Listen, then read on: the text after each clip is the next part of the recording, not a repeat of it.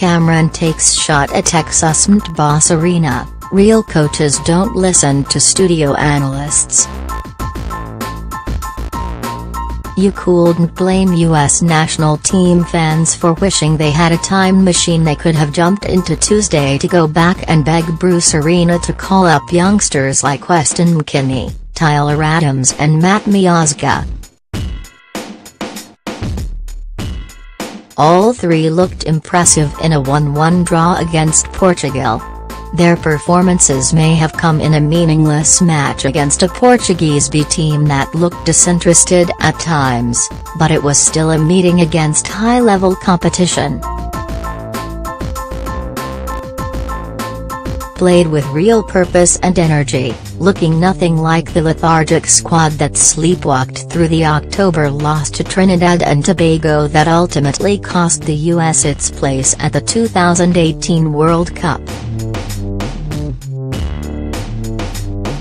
Instead of looking back at what might have been, it is a much healthier exercise to look ahead at what might be and what could come from this young nucleus of talent in the almost 2 years between now and the next truly meaningful matches the US.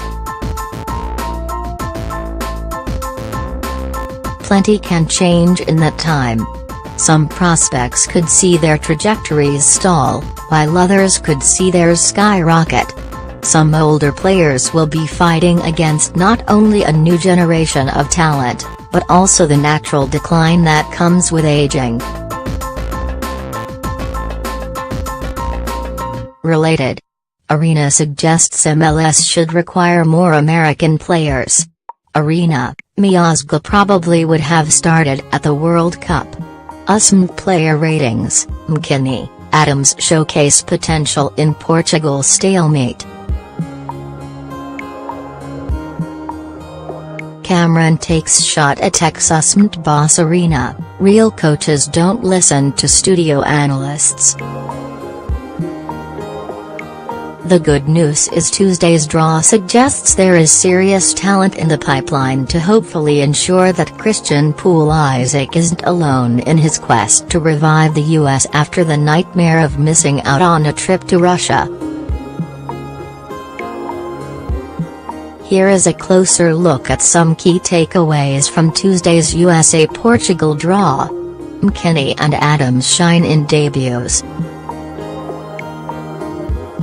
Tyler Adams USA-Portugal.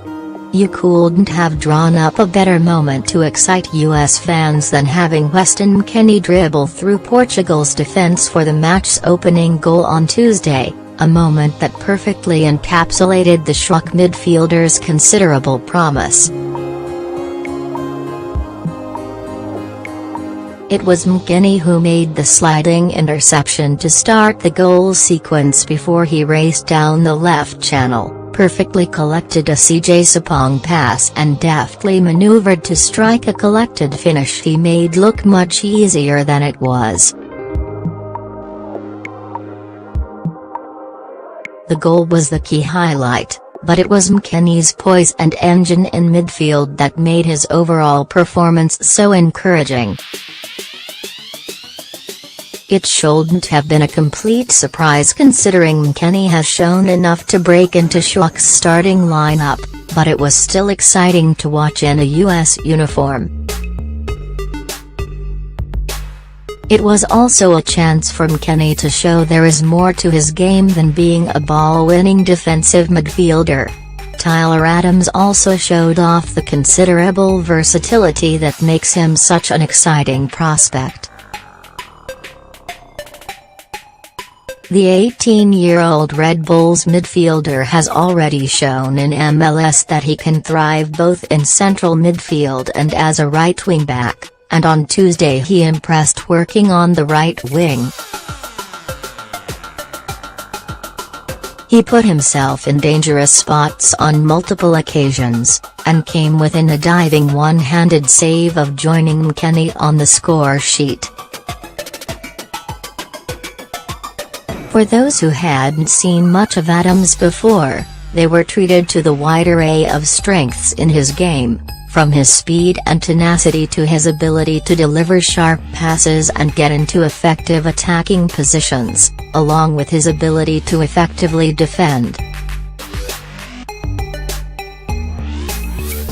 These are traits that could let him thrive as a right back, right wing back, or potentially even as a right winger, though it's still a good bet his club international future lies in central midfield, where he has the characteristics to one day be a box-to-box dynamo. Brooks looks ready to lead. John Brooks, USA 06032016. Injuries kept John Brooks from taking part in any of the U.S. national team's qualifiers in the fall, and his showing against Portugal served as a painful reminder of what the U.S. was missing against Costa Rica, Honduras and Trinidad and Tobago.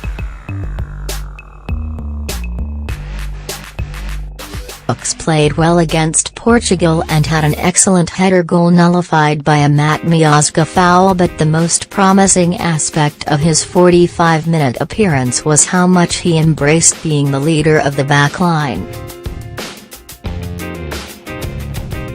He was vocal and demonstrative, directing his young teammates and communicating in a way we haven't really seen from him before.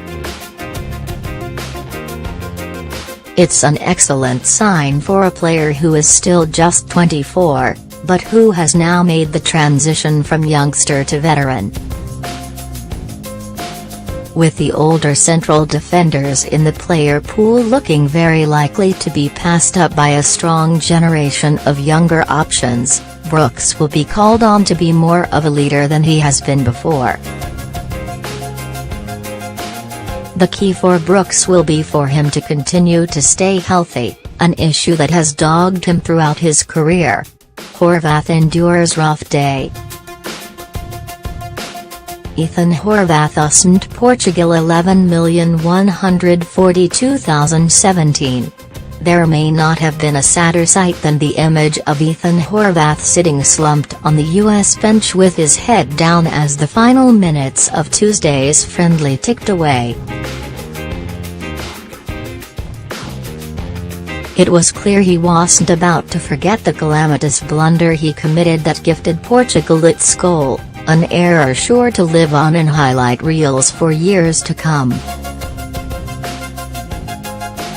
What won't make highlight reels, but should be remembered, is how he responded after the blunder.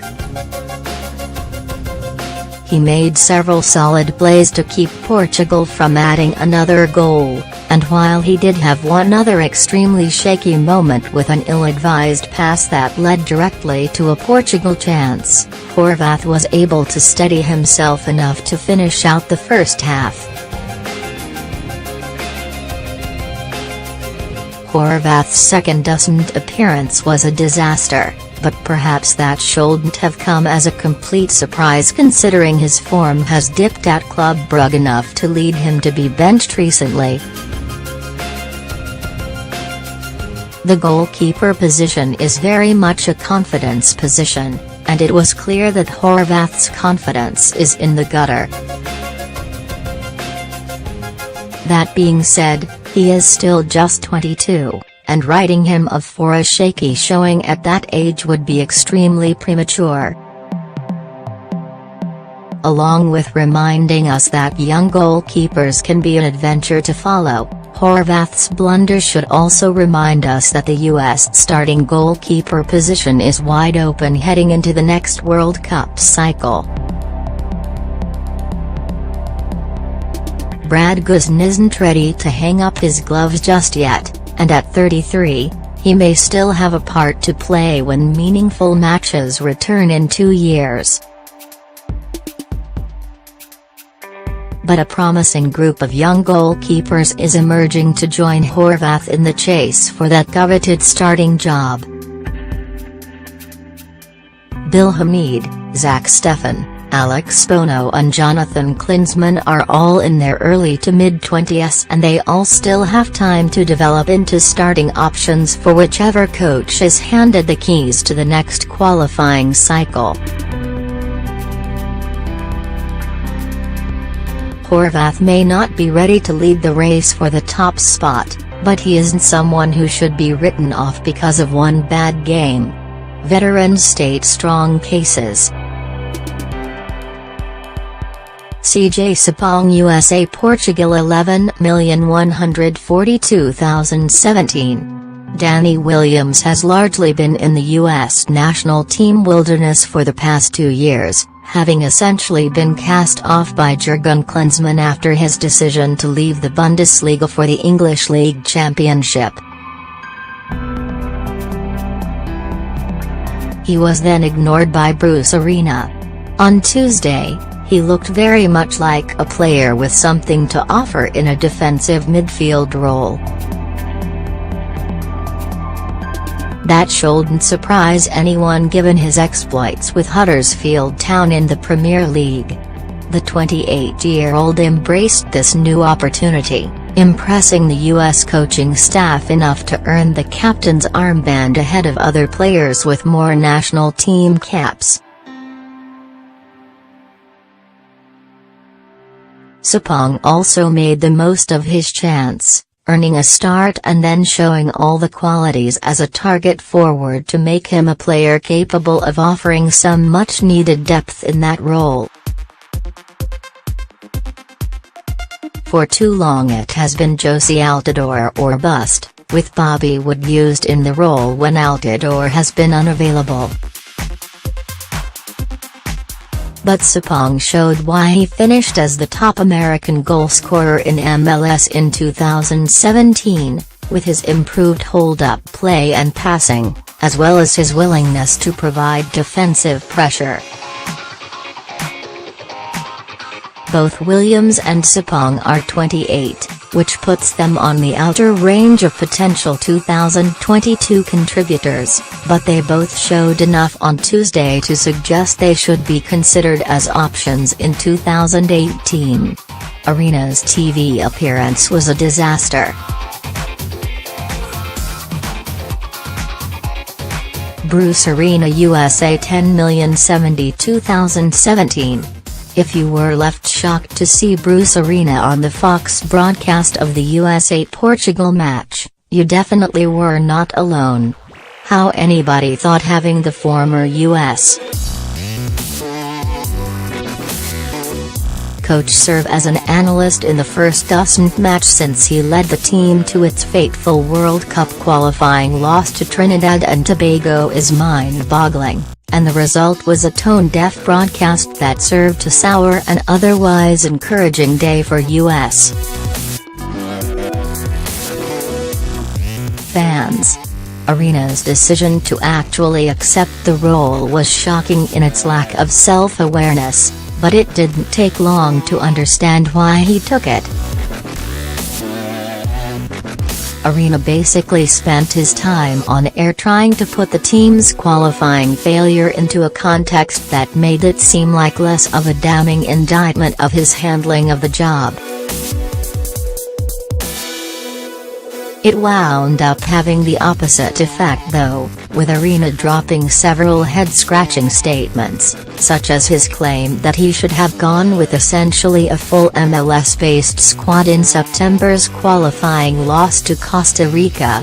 Count me among those who will give Arena the benefit of the doubt that he meant to count Pulisic as an exception.